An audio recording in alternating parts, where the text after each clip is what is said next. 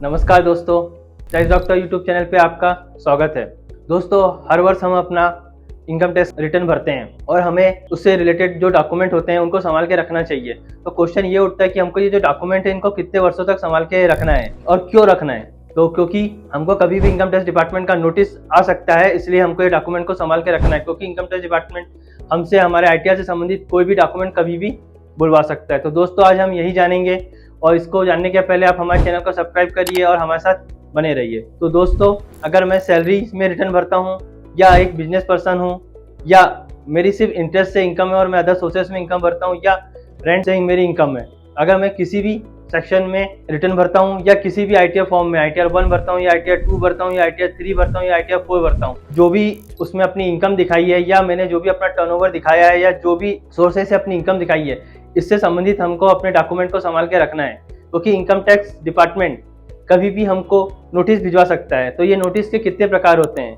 तो सर, ये नोटिस हमको अलग अलग सेक्शनों पे मिलता है, जैसे सेक्शन 144, 43, 2 में या 148 में मिलता है या 133 सबसेक्शन 6 में मिलता है या 139 9 में मिलता है। तो सर, ये सेक्शन के तहत हमको नोटिस कब कब मिल सकता है?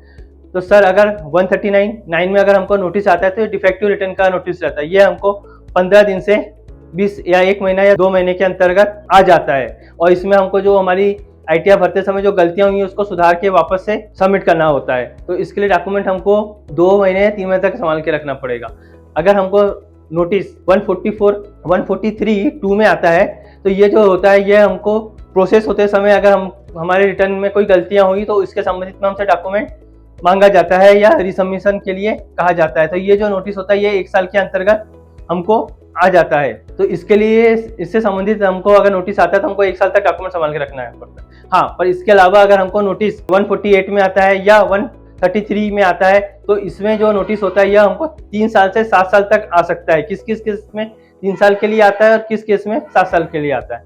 तो अगर हमारी इनकम 50 लाख से कम है या हमारा जो ट्रांजेक्शन है वो 50 लाख से कम है तो हमको जो नोटिस आते हैं यह 3 साल के अंतर्गत आ सकते हैं। और अगर इससे अधिक हमारी इनकम है या ट्रांजैक्शन है तो नोटिस हमको साल तक आ सकते हैं। सर, अगर मैं एक सैलरी का बंदा हूं तो सर मुझे कौन कौन से डॉक्यूमेंट संभाल के रखना पड़ेगा?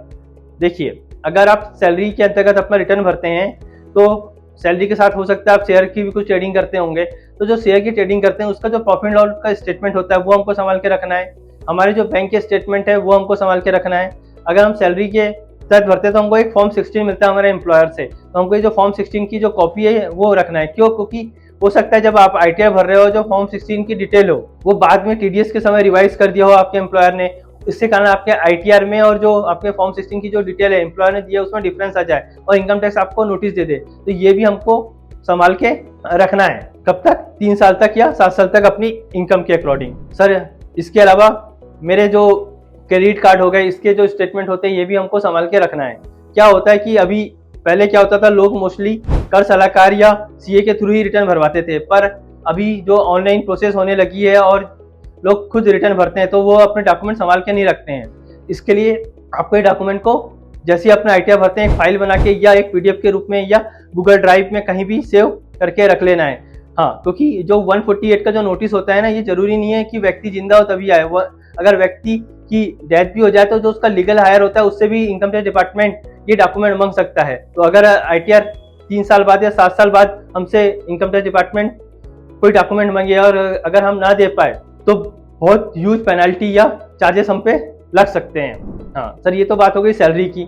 अगर मेरा बिजनेस के तहत मैं अपना ITR भरता हूँ तो इसके लिए मुझे अपना जो बिजनेस के ट्रांजैक्शन होते हैं उसका अगर हम टैली या अदर कोई भी अकाउंटिंग सॉफ्टवेयर में रिकॉर्ड रखते हैं तो इसका जो टैली का जो डाटा रहता है या अकाउंटिंग सॉफ्टवेयर का डाटा रहता है इसको हमको संभाल के रखना है 7 साल तक। इसके अलावा हमारे जो सेल परचेज के इनवाइस है या एक्सपेंसेस के वाउचर है इनको संभाल के रखना है 7 साल तक। इसके अलावा हमारे सारे बैंक स्टेटमेंट हो गए, इसके अलावा जो हमारे पार्टियों से जो लेन देन होते हैं इसके लेजर हो गए, इसके अलावा हमारे जो शेयर के ट्रांजैक्शन हो गए इसका स्टेटमेंट हो गया, हमारे इन्वेस्टमेंट हो गए, इससे जो इंटरेस्ट का सर्टिफिकेट मिलते हैं उसके, ये जो सारे डॉक्यूमेंट है इनको हमको कम से कम 3 साल के लिए या अगर हमारा 50 लाख से अधिक का ट्रांजैक्शन या टर्नओवर है तो हमको इसको 7 साल तक के लिए संभाल के रखना है।